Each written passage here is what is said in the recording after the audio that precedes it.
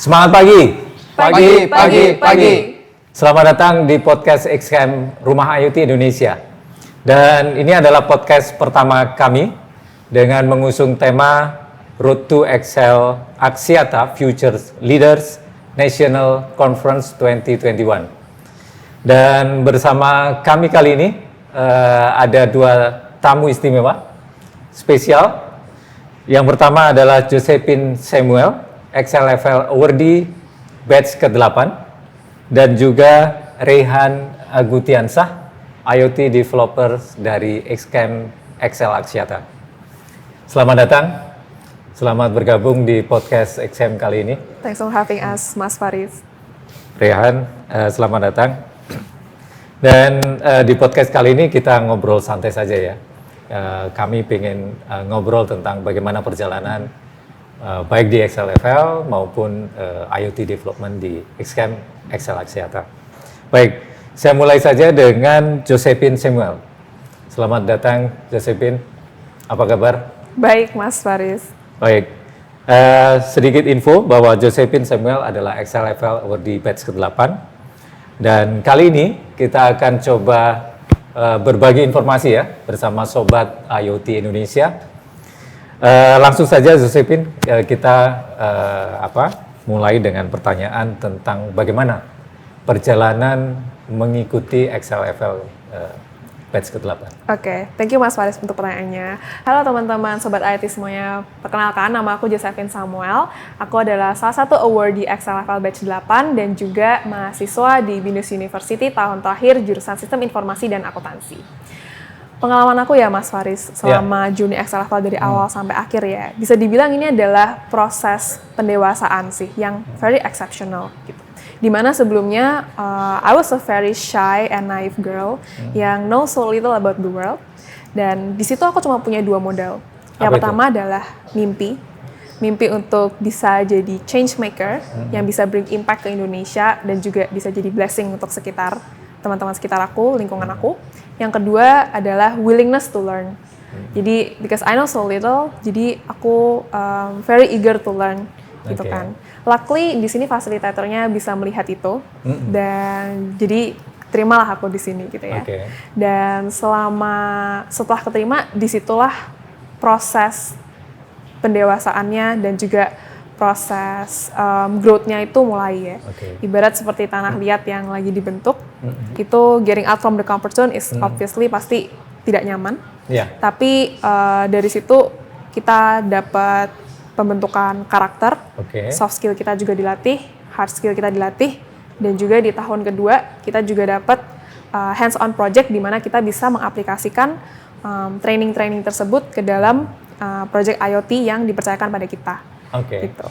Di samping itu kita juga dapat sama Excel ini saya juga dapat koneksi ya dari teman-teman yang aku dipertemukan dengan teman-teman yang sefrekuensi, yang satu visi misi, yang ujung-ujungnya juga jadi support system juga gitu.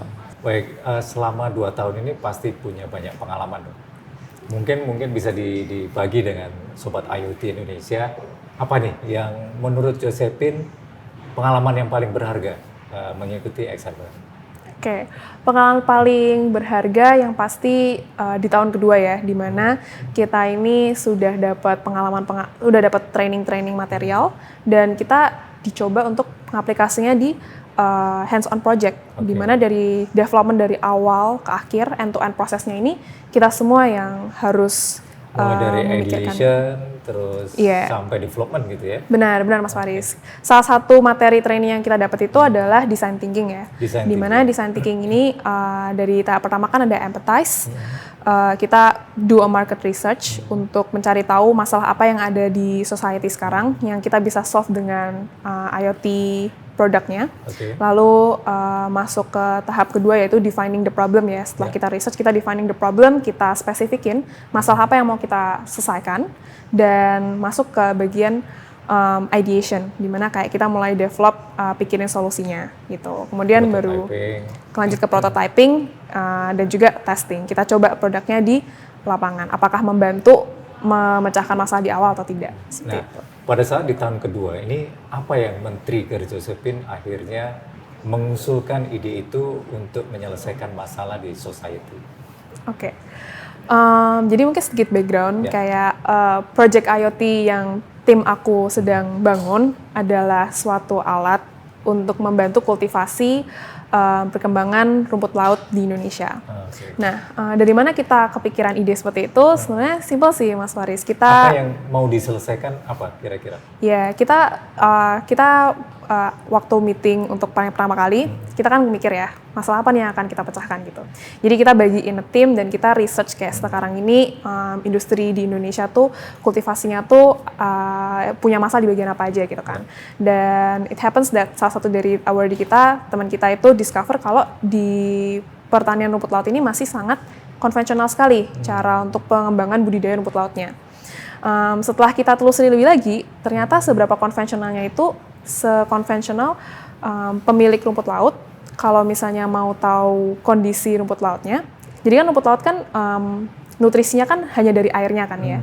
Nah, jadi kalau kondisi airnya itu baik, itu rumput lautnya akan hasilnya bagus. Tapi kalau kondisi airnya tidak baik, kondisi rumput akan mendorong kayak kultivasi rumput laut, hasil rumput lautnya pun juga kurang baik gitu. Nah, cara mereka untuk menjaga agar kualitas air ini baik itu sangat konvensional, Mas Faris. Sekonvensional mereka ini kalau mau ngetes misalnya salinitas ya. Salinitas itu kan kadar garam di dalam airnya. Asin atau enggak gitu ya? Asin atau enggaknya, mereka dengan caranya celupin tangan ke tambaknya, lalu mereka coba dirasakan pakai mulut, gitu. Jadi mereka akhirnya nanti masing-masing orang bisa punya rasa yang berbeda gitu ya? Iya. Maksudnya tidak ada standar untuk pengukurannya? Iya, belum ada standarnya. Jadi kalau ditanya salinitasnya seberapa gitu kan, mungkin bahasa mereka seberapa asin gitu kan. Mereka hanya bisa jawab asin atau asin banget gitu. Sementara by the theory, by the paper itu kan ada range-nya ya, pH yang baik itu salinitasnya dari berapa sampai berapa gitu. Nah jadi di sini itu hanya cell matrix ya, di alat IoT kita itu ada 6 matrix gitu, dimana kayak ini akan menjaga memberitahu kayak seberapa range kualitas air yang baik itu seperti apa, supaya nanti bisa ada penanganan yang lebih cepat sebelum seaweed-nya itu mungkin tumbuhannya itu rusak seperti itu. Ini semakin menarik ya. Jadi dari ideation bagaimana kita mencoba menyelesaikan masalah di society kita gitu ya. Nah pasti di proses perjalanannya ini tidak mudah. Ini tidak semudah membalikkan tangan ya. Mungkin boleh di-sharing dengan teman-teman yang lain ya. Apa ini kira-kira yang challenging ya? Tantangan-tantangan apa nih selama proses mulai dari empathize, bagaimana ideation, mungkin prototyping kan butuh. Sama design thinking-nya ya Mas Faris. Design thinking-nya sama sampai bagaimana alat ini bisa dites di lapangan dan juga bisa membantu mereka yang ada di society ini. Oke. Yang pasti challenge paling utama adalah karena semua prosesnya ini kita lakukan secara online ya, Mas Faris, dari awal. Karena selama masa pandemi ya? Iya, karena kita mulai jalan proyeknya itu selama masa pandemi. Jadi kita dipertemukan. Jadi dari tim XLFL itu kan yang bantu untuk ideation dan market research ya. Lalu kita juga dibantu dari tim IMDP itu yang adalah developer dari IoT produknya sendiri. Yang paling challenging adalah untuk komunikasi secara online ya. Jadi semacam kalau online tuh semacam ada barrier gitu untuk bisa lebih dekat ya tim bondingnya ya. Nggak karena ada kan emosi gitu ya. Iya, jadi di awal-awal kan kita butuh untuk menyesuaikan, menemukan ritme yang cocok untuk menentukan kerjasama kita kan, teamwork kita kan. Untuk nge-build teamwork itu kita butuh yang namanya bonding kan. Ya. Nah, sebenarnya dari sisi kita sendiri kita udah set beberapa bonding session selama pandemi sama online, tapi masih belum seluas kalau offline gitu. Ya. Jadi masih berasa meskipun ada bonding kayak masih tidak seluas kalau misalnya offline. Jadi baru mulai bisa dekat atau connect untuk bangun teamworknya itu sebenarnya pada saat offline sih. Jadi pada saat UCL kita ketemu itu baru kerasa tuh kayak ngobrolnya lebih luas seperti itu. Koordinasinya jadi lebih lancar ya. Iya. Baik. Benar. Nah itu bagaimana pendapat dari itu mereka disebutnya apa? Petani atau teman-teman IMDP? Yang di lapangan, yang di society? Oke. Untuk petani rumput laut atau apa? Oke, iya. Jadi ada dua stakeholders ya. Pertama adalah pemilik rumput laut, yang kedua adalah petani rumput laut. Di mana pemilik rumput laut ini lebih yang overseeing semua operasionalnya, dan petani rumput lautnya itu adalah yang nunggu di tambaknya. Seperti itu. Nah, untuk sebenarnya yang tahu range dari metrik-metriknya itu lebih ke pemilik rumput lautnya. Kalau yang petaninya itu ya tadi kalau ditanya cuma tahu asin atau asin banget gitu. Itu untuk stakeholders-nya. Baik, ini semakin menarik nih karena nanti ada hubungannya bagaimana membuat IoT solution-nya, lebih kepada how to make-nya gitu ya. Nah, mungkin bisa di-share sedikit ya tentang skills atau tips bagaimana teman-teman yang lain di luar sana untuk join Excel Level. Oke. Tadi aku udah sedikit disclose ya teman-teman, apa yang aku punya, modal apa yang aku punya pada saat aku daftar Excel Level. Sebenarnya dua itu sudah sangat cukup untuk teman-teman daftar di Excel Level. Yang satu, apabila teman-teman punya mimpi yang tinggi untuk bisa bring impact ke national kita, yaitu di Indonesia, itu sudah sejalan dengan visi misinya Excel Level sendiri. Lalu yang kedua adalah ability to willingness to learn, jadi teman-teman sangat open untuk belajar. Lalu yang ketiga adalah, yang paling penting adalah ability to articulate your thoughts. Jadi saat teman-teman punya mimpi, saat teman-teman punya willingness to learn, teman-teman juga harus bisa menyampaikan bagaimana sih cita-cita teman-teman, visi misi teman-teman untuk mengikuti program ini. Seperti itu, Mas Faris. Baik, ini semakin menarik nih perbincangan kali ini, karena solusinya bukan hanya melulu tentang produk, tapi kita berusaha menyelesaikan sebuah masalah di society. Dan ini menurut saya adalah solusi untuk Indonesia. Baik, terima kasih Josephine sudah berbagi cerita ya tentang bagaimana proses mengikuti Excel Level. Dan mungkin untuk selanjutnya kita akan berbincang dengan Rehan Agutiansah, seorang IoT developer di Xcam Excel Axiata. Dan sedikit info bagi Sobat IoT Indonesia, Xcam Excel Axiata adalah rumah IoT Indonesia. Dan ini adalah tempat kami mengeksplorasi solusi Indonesia.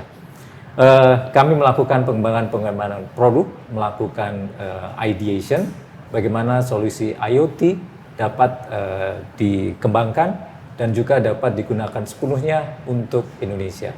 Baik, langsung saja kita ke Rehan. Selamat datang Rehan. Ya, mungkin bisa dikenalkan sedikit nih ke Sobat IoT Indonesia. Oke, halo teman-teman. Nama aku Rehan Agutiansah. Di sini aku sebagai IoT developer. Aku juga sebagai mahasiswa di ITB Teknik Elektro. Oke. Ya. Terima kasih Rehan. Nah, mungkin Sobat IoT Indonesia belum tahu nih apa itu Xcam, apa IoT rumah IoT Indonesia.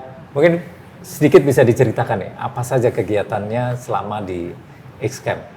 Oke.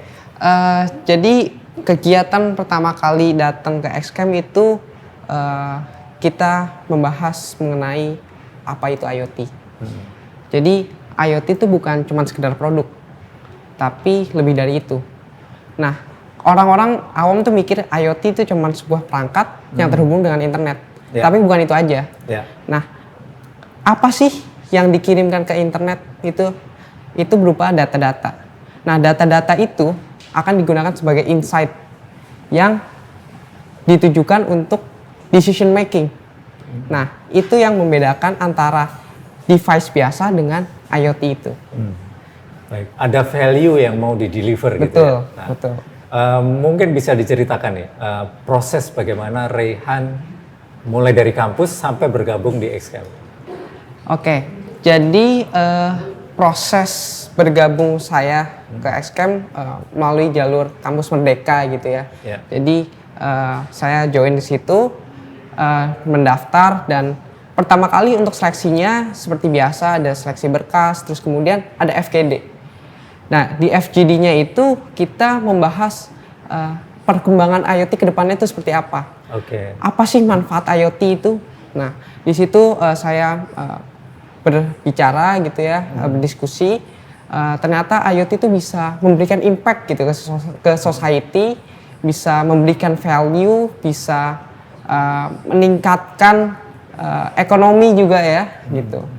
perbaikan. Ya, oke. Baik. Ini pasti sudah banyak yang dikerjakan ya di Xcamp.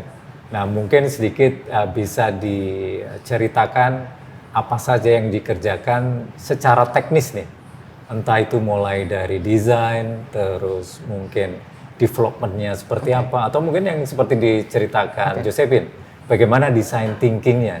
Oke. Oke, jadi kebetulan di Xcamp ini saya menghandle 2 project. Ya. Yang pertama itu ada smart ambulance dan yang kedua ikan asin. Sebetulnya smart ikan asin ini menarik. Nah, sebenarnya smart ambulance dan ikan asin ini adalah project Excel level yang diteruskan untuk di-upgrade kembali ya supaya industrial grade, kurang lebih seperti itu.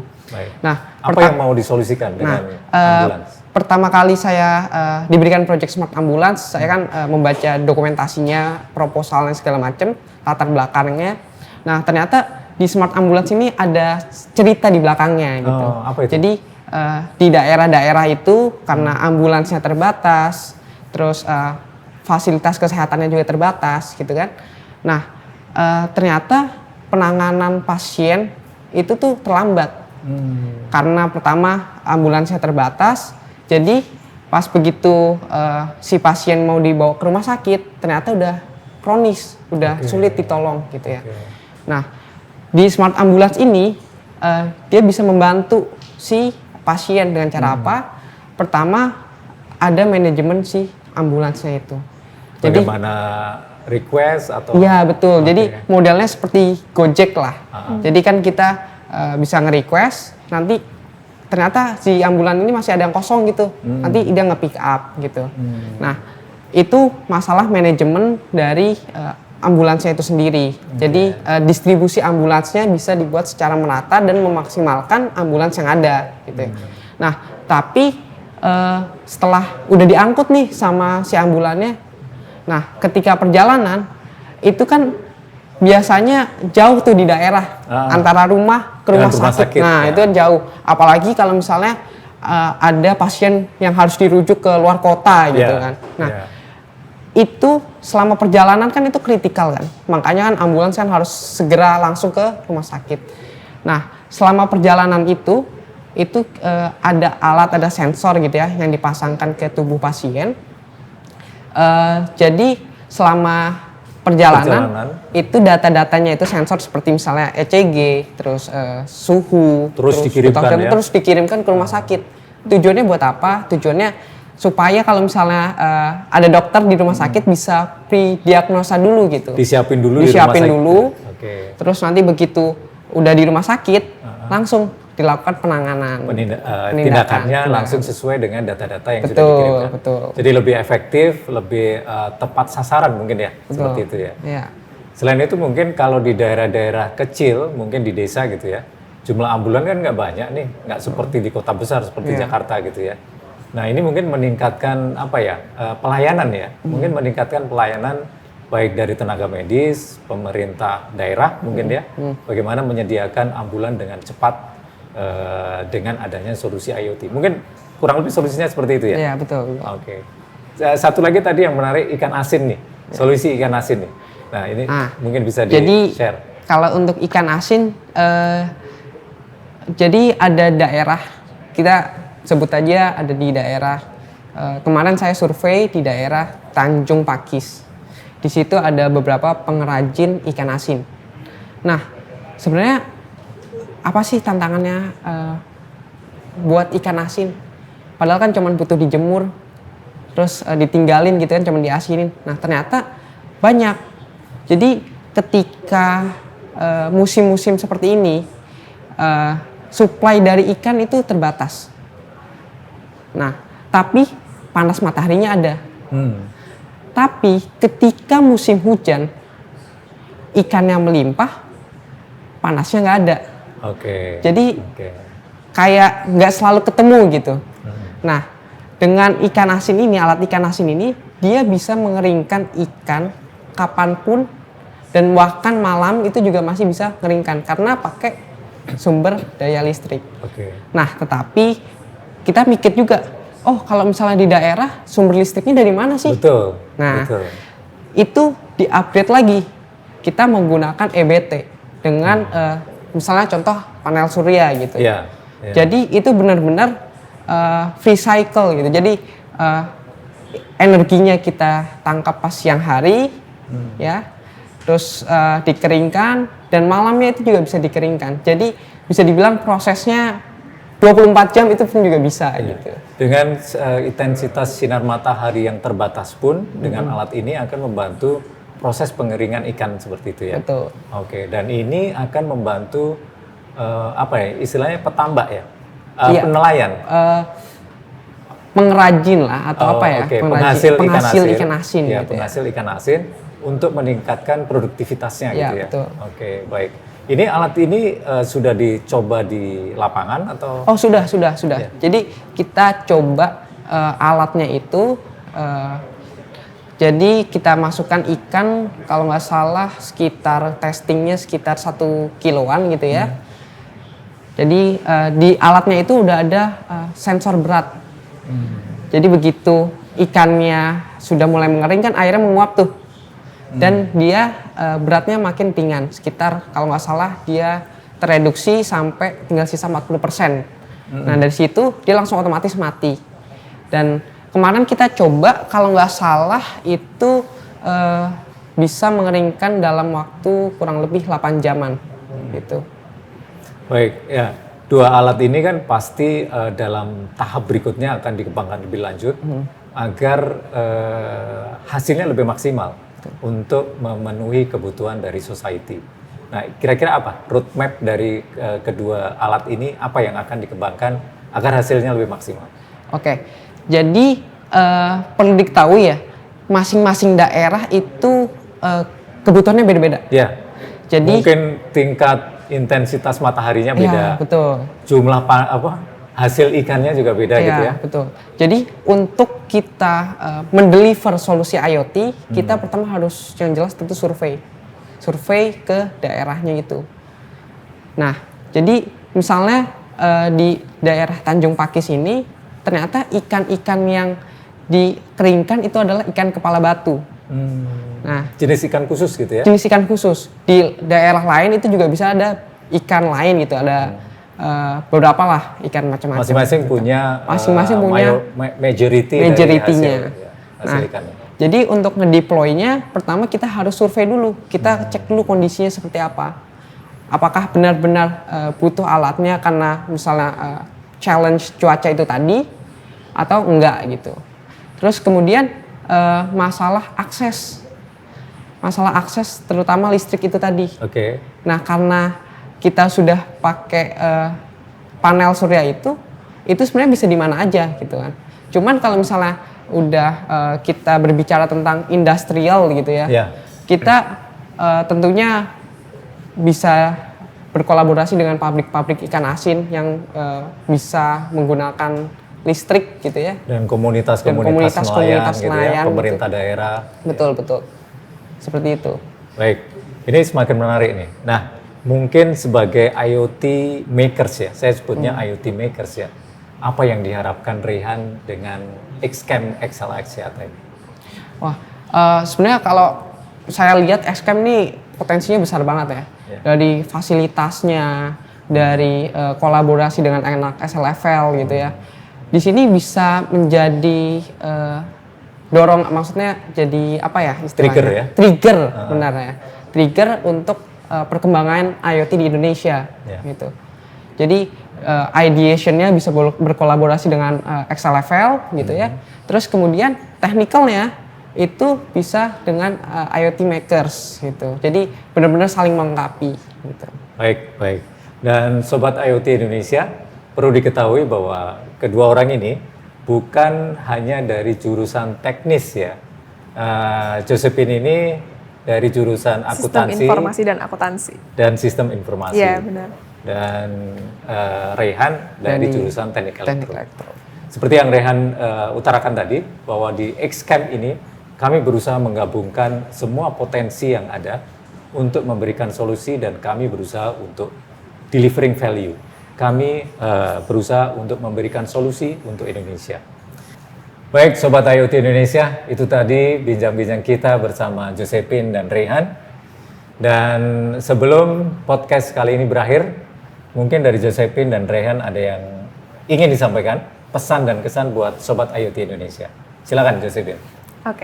Oke, Sobat IoT, untuk teman-teman yang antusias dengan project IoT yang passionate untuk memecahkan suatu masalah di Indonesia melalui teknologi IoT program ini, kebetulan nih Mas Faris, dari teman-teman Axelevel, sebentar lagi akan ada yang namanya National Conference. Oh, oke. Di mana di National Conference ini, dari teman-teman Axelevel akan showcase atau menunjukkan project-project yang sekarang ini kita sedang lakukan tuh apa aja. Di situ ide-idenya juga akan terpampang ya di situ ya. Jadi untuk teman-teman yang antusias ingin tahu lebih tentang project-project dari teman-teman Axelevel, bisa langsung cek aja di websitenya Axelevel X dengan Xcam di axelevel.x-camp.id.